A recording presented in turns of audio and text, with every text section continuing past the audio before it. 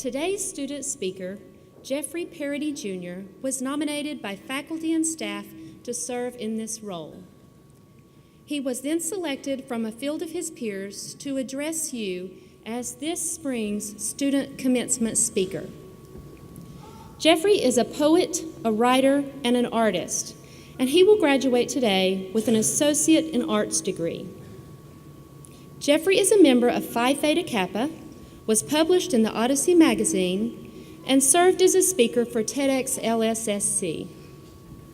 Jeffrey credits Amber Carlins, Alexandra Guzman, Kevin Arms, Brenda Scacellas, Isaac Dees, and Heather Almaty as faculty and staff who have made a difference in his student experience. Jeffrey grew up with a neuromuscular disease called muscular dystrophy Duchenne's. Throughout his life, he progressively lost the ability to walk, stand, lift his arms, and breathe on his own. He went into heart failure and had a heart transplant in 2007. In 2013, he went into respiratory failure and was permanently placed on a ventilator.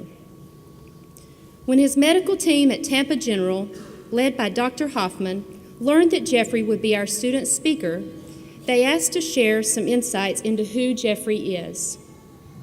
They shared that Jeffrey leads his life with grace, poise, and an amazing smile on his face, and a glitter in his eyes, and that Jeffrey is an inspiration to all who meet him. Most importantly, they shared they are honored to be part of his life. Jeffrey was recently accepted as a mentor at Tampa General Hospital for pediatric transplant patients. His plan for the future includes becoming an advocate for people with disabilities, writing a book, completing a bachelor's degree, and pursuing many artistic endeavors. Please welcome your student commencement speaker, Jeffrey Paradee Jr.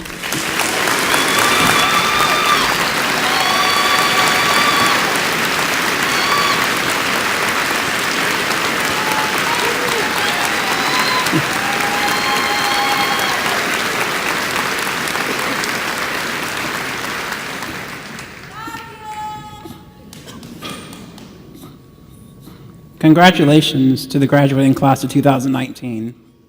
Please, let's give them a big round of applause.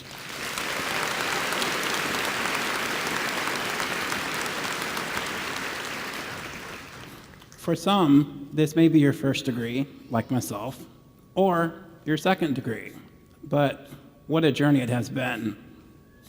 It's hard to believe that not so long ago, we were just starting out as strangers to this college experience, wondering how we would even get by.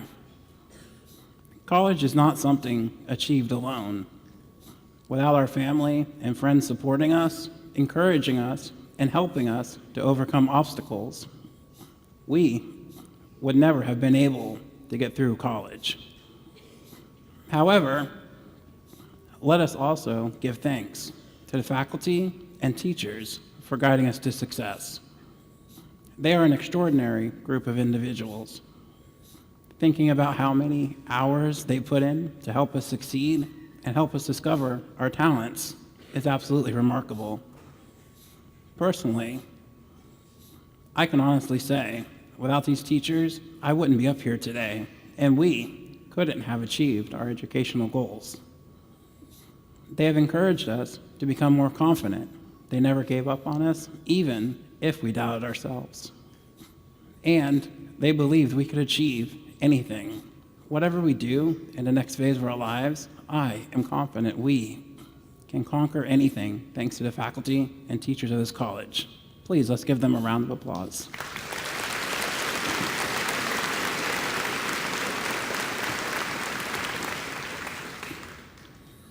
I now want to share with you my college experience and the perseverance it took to graduate. I remember it so vividly. There I was lying in the hospital bed, waiting to hear what was going to happen next. I had just finished my first term when it was once called Lake-Sumter Community College. I remember that fall term in 2006. Every morning waking up, coughing up gunk, from my lungs, going to the doctors, and trying to get through the term. It was the last week, finals, and I was getting worse.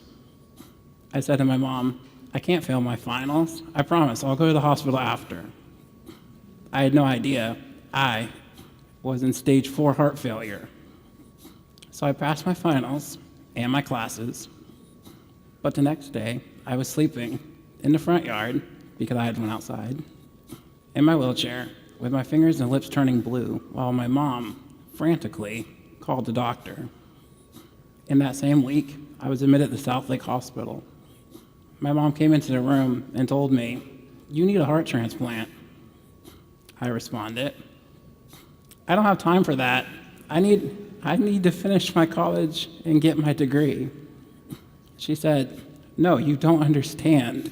You need a transplant, a heart transplant, or you're going to die." So eventually, I was transferred to Tampa General Hospital, where I was stabilized and then sent home to await a call for a heart. 6 months later, on June 28th, 2007, I received my heart transplant. I was feeling like a new man at only 19 years old and excited to return to college the following year in 2008. However, because of the progression of my muscular dystrophy Duchenne's, I began dropping books, my pencils, and my phone on my 15-minute wheelchair drive from home. Because I couldn't go to college by myself anymore, I finished the term and I quit going to college. My thought was, if I couldn't go to college by myself, then I wouldn't go. Can you imagine going to school with your mom? Well, 5 years had passed, and my muscular dystrophy Duchenne's had progressed so far that I couldn't paint, play video games, draw, or write anymore. The worst part was that I went into respiratory failure on July 12th, 2013. Again, I was in the hospital fighting for my life. This time, I didn't know if I would be able to eat or talk again. Almost 2 months later, I was home, eating and talking. On a ventilator, I was left to ponder a lot of thoughts on why I'm here. What makes my life special? What can I do?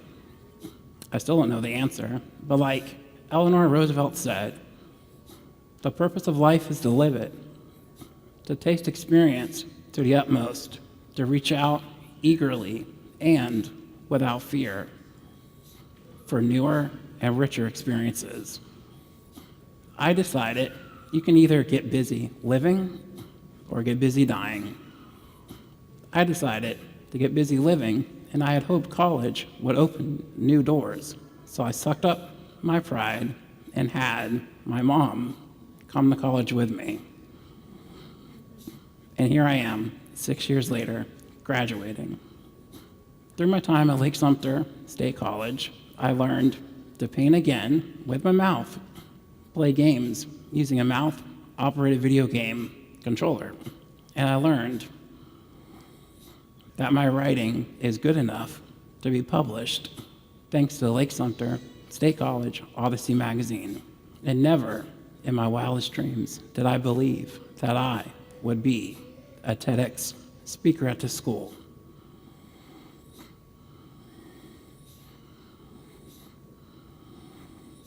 I tell you my story so that you can learn from my experiences, to have the confidence to believe that you are meant for greatness. Graduating students of 2019, understand my story.